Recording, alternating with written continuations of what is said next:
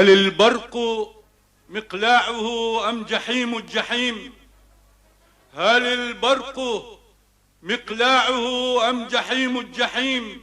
في دخان الدواليب لولب نار يغيب ويبزغ ثم يغيب، إذا هو بهم مقتل يترك الموت يرعى بهم ويؤوب. ولا درع غير الشجاعة صعب الجبين شموسا كغرة نجم بليل بهيم. ويخجله أن يؤوب الهجوم، نعم لا يؤوب الهجوم، نعم لا يؤوب الهجوم. يكر قد ابتسم التعب الحلو في وجهه، إنه وطن في الهجوم وإن وحده. هي أيضا فلسطينه قاومت وحدها وغدت في الهجوم، هي الوطن العربي الكريم.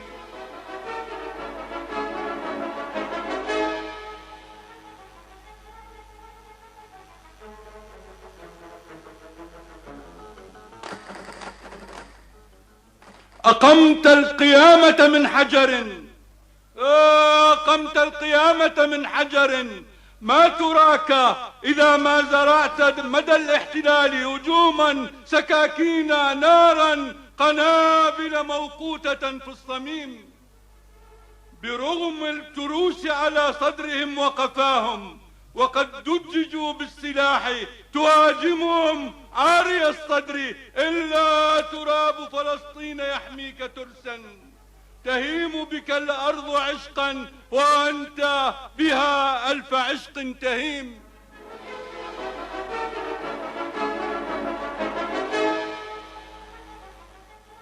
يا له من تحد، يا له من تحد له يقشعر الرصاص ويرتعش الموت حتى يخر على قدميك، فإما ارتفعت شهيدا فمما إليك تحن جنان النعيم.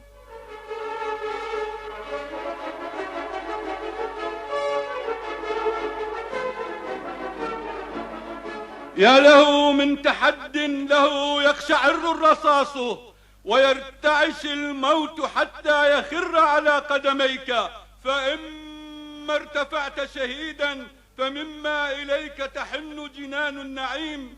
وتنطق ضمن الشهادة: يا رب عاصمة القدس نورتها بعيوني، ومن حولها من دمي خندق لا يطال، ويبرز أطفالها للقتال وفتيانها والنساء، ويشهر عكازه كهلها للهجوم، وينهض للحرب حتى العظام الرميم.